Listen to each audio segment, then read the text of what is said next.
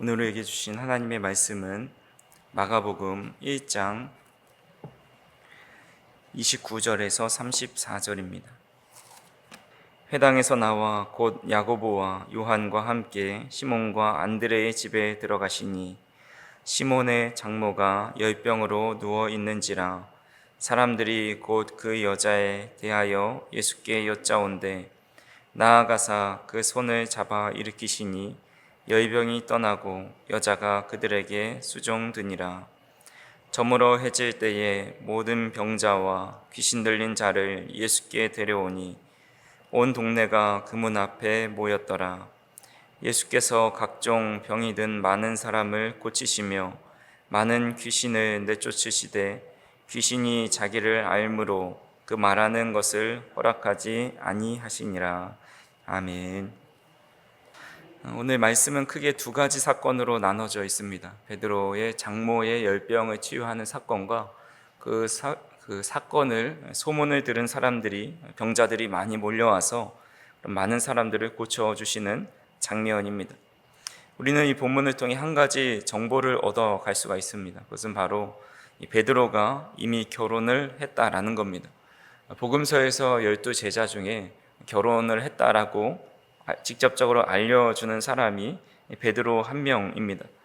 물론 사도 바울이 고린도전서 9장 5절에 우리가 다른 사도들과 주의 형제들과 게바와 같이 믿음의 자매된 아내를 데리고 다닐 권리가 없겠느냐라고 말하고 있습니다. 그래서 다른 사도들도 아내가 있었던 것으로 보이지만 이것이 예수님께서 부르셨을 때 이미 가정을 이루고 있었는지 아니면 이제 초기 기독교 공동체를 꾸리면서 결혼한 건지는 정확하게 알 수는 없습니다. 하지만 베드로는 예수님의 딸을 당시에 이미 가정을 꾸리고 있었고 당시에 결혼하면 바로 아이를 낳는 것이 일반적이었기 때문에 아마 자녀가 있었을 수도 있습니다. 그렇게 가정을 가지고 있었던 베드로가 예수님을 따라갔다는 것은 참으로 쉬운 일이 아니죠. 때론 베드로가 예수님께 책망을 받고 또 어리석은 제자의 모습을 보여주어서 그의 믿음이 저평가되기도 하지만 그가 가정을 버려두고 주님을 따랐다라는 것만 해도 정말 대단한 믿음이 아닐 수가 없습니다. 예수님께서 베드로의 장모의 집에 들어가셨는데 그때 그녀가 열병에 걸려 누워 있습니다. 의사였던 누가복음에서 이를 중한 열병을 앓고 있었다라고 진단하고 있습니다. 정확하게 어떤 병인지는 모르지만 고열을 동반하고 있는 말라리아나 또 전염병으로 볼 수가 있습니다. 그렇게 병에 있는 사람을 만지는 것은 당시 문화로 부정하게 되는 일입니다. 하지만 예수님께서는 그녀의 손을 잡아 일으키셨고 또 그의 열병을 치료해 주셨습니다. 예수님은 환자를 만진 것으로 부정해지지 않습니다. 반대로 만지는 곳마다 정결해집니다. 어떤 질병과 부정함도 예수님의 정결함을 훼손시킬 수 없다라는 것을 알려주는 것이죠. 베드로의 장모가 치료를 받고 나서 첫 번째 한 행동이 바로 예수님께 수정을 든 것입니다. 그녀가 수정을 든 일은 예수님이 요구해서가 아니라 베드로의 장모가 자발적으로 기쁨으로 수정들고 섬겼다라고 볼 수가 있습니다. 바로 이 모습이 질병에서 노임받고 새로운 피조물이 된 사람이 살아가야 할 모습이라고 우리는 볼 수가 있습니다. 고린도후서 5장 15절에 보시면 그가 모든 사람을 대신하여 죽으심은 살아있는 자들로 하여금 다시는 그들 자신을 위하여 살지 않고 오직 그들을 대신하여 죽었다가 다시 살아나신 이를 위하여 살게 하려 함이라 라고 말씀하고 있습니다. 그러니까 예수님께서 모든 사람을 대신하여 죽으신 이유가 바로 그 사람 자신을 위해 살지 않고 그들을 대신하여 죽었다가 다시 살아나신 주님을 위하여 살게 하신 것이다 라고 말씀하고 있습니다. 그러니까 주님으로부터 새 생명을 얻은 사람은 주님을 섬기고 주님을 수종드는 삶을 살아가게 하기 위해서 그를 살리셨다라는 말씀입니다. 그리고 그 섬김을 더 확장시켜서 이웃을 섬기는 삶을 살아가게 되는 겁니다. 그렇다면 구체적으로 우리가 이웃을 섬기고 세상을 섬긴다라는 것은 어떤 의미일까요? 이 섬김의 본질은 자기가 맡은 일을 성실하게 감당하는 것이다 라고 할 수가 있습니다. 예를 들어서 농사꾼은 양심껏 농작물을 키우고 또 선생은 학생을 바르게 지도하고 의사는 환자를 정성껏 돌보는 겁니다. 또 노동자는 자신이 맡은 노동의 일을 잘 감당하는 겁니다. 주부라면 가정을 잘 섬기고 자녀들을 잘 돌보는 것이고, 집사이고 권사라면 맡은 일에 충성을 다하는 것이고, 목사라면 기도하고 말씀 보고 또 복음을 가르치고 전하는데 힘쓰는 것이다 라는 겁니다. 그렇다면 교회가 세상을 섬기는 일도 역시 하나님의 말씀을 바르게 가르치고 또 이웃사랑을 실천하고 성도들이 마음껏 예배할 수 있는 그런 환경을 만드는 것이 세상을 섬기는 것이다 라고 할 수가 있습니다. 우리에게 맡겨주신 자리, 직분에 따라 맡은 일에 최선을 다할 때 그것이 곧 하나님 나라를 이 땅에 드러내는 섬김이 된다라는 겁니다. 예수님께서 베드로의 장모를 치료하시고 또 그녀가 얼마나 그녀가 일어나 섬기는 것을 통해 알 수 있듯이, 진정한 회복은 단순히 건강이 회복되는 것이 아니라 다시 사명을 감당하는 것으로 이어지게 됩니다. 우리는 종종 위대한 사역이나 거창한 행동만이 섬김이라고 생각하기 쉽지만, 성경은 오히려 작은 일상적인 순종과 헌신의 자리에서 하나님의 영광을 드러낸다라고 말씀하고 있는 겁니다. 우리 성도님들 중에도 하나님의 치료의 손길을 경험하신 분들도 있고 또 그렇지 못한 분도 있습니다. 육체적인 치료를 경험하지 못했다 할지라도 우리 모두는 공통으로 경험한 하나님의 은혜는 바로 우리의 영혼의 질병, 또 죽을 수밖에 없는 죽음으로부터 치료해 주시고 건강한 하나님의 자녀로 삼아 주신 것입니다.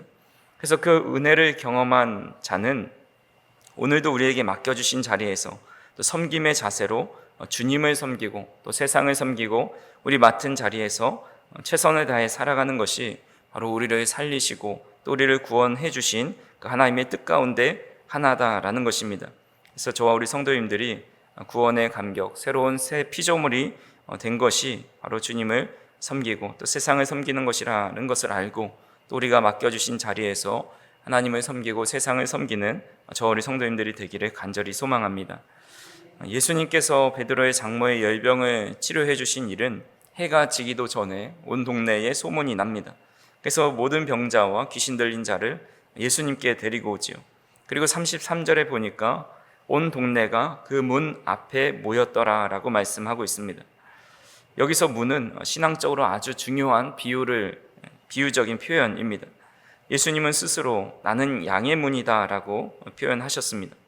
또한 미련한 처녀들이 기름을 준비하러 나갔다가 그 신랑을 맞이할 때에 기름을 준비하지 못해서 기름을 사러 나간 사이에 문이 닫혀버립니다. 돌아와서 문을 두드리지만 그 문은 열리지 않습니다. 또한 많은 사람들을 예식에 또 잔치에 초대했는데 예복을 입지 않은 사람들, 이미 준비해준 예복을 입지 못한 사람들도 문이 잠겨서 그 잔치에 들어가지 못하게 됩니다. 천국에도 문이 있다라고 말씀하시고, 노아시대 홍수는 하늘의 문이 열려서 물이 쏟아졌다라는 그런 현상을 묘사하기도 합니다.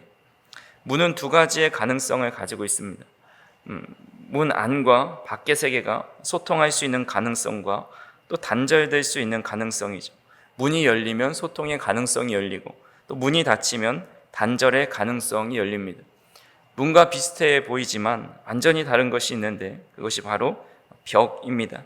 벽은 완전한 단절을 의미하죠. 아무리 두드려도 열리지가 않습니다. 예수님은 이 땅에 오셔서 벽 뒤에 계신 것이 아니라 문 뒤에 계셨습니다.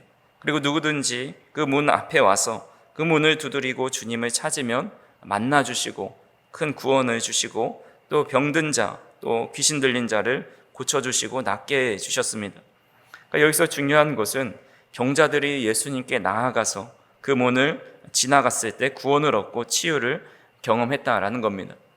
물론 예수님께서 직접 찾아가 두신 사건도 많지만 온 동네가 그 문 앞에 모였다라는 표현을 통해서 마가는 예수님을 찾고 예수님을 앞으로 나오는 그런 사람들에게 모든 은혜를 주신다라는 것을 이 문을 통해서 표현하고 있는 것입니다. 요한계시록에서는 이것을 반대로 표현하죠. 요한계시록 3장 20절에 보시면 볼지어다 내가 문 밖에 서서 두드리노니 누구든지 내 음성을 듣고 문을 열면 내가 그에게로 들어가 그와 더불어 먹고 그는 나와 더불어 먹으리라 라고 말씀합니다. 이제는 예수님과 우리의 위치가 바뀌어서 우리가 문 뒤에 있고 예수님은 우리를 찾아오셔서 문 밖에서 문을 열고자 문을 두드립니다.